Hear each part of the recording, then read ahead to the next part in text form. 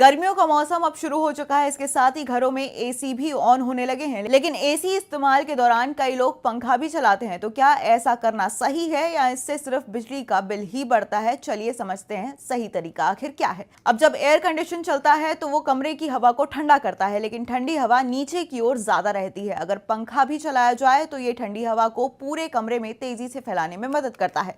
इससे कमरे का तापमान जल्दी बैलेंस हो जाता है और हर कोने में कूलिंग महसूस होती है। इसका मतलब यह है कि एसी को लंबे समय तक ज्यादा पावर पर चलाने की जरूरत नहीं पड़ती है, और यही कारण है कि कई एक्सपर्ट्स एसी के साथ पंखा चलाने की सलाह देते हैं। लेकिन पंखा नॉर्मल स्पीड में ही चलना चाहिए। अगर कमरा बहुत छोटा है या एसी की हवा सीधे पूरे कमरे में पहुंच रही है तो पंखा चलाने से ज्यादा फर्क नहीं पड़ता। इसके अलावा बहुत तेज स्पीड पर पंखा चलाने से ठंडी हवा का बैलेंस भी बिगड़ सकता है और पंखे की आवाज आपको परेशान भी कर सकती है, और इसीलिए जरूरत और कमरे के आकार के हिसाब से ही पंखे का इस्तेमाल करना ज्यादा बेहतर माना जाता है।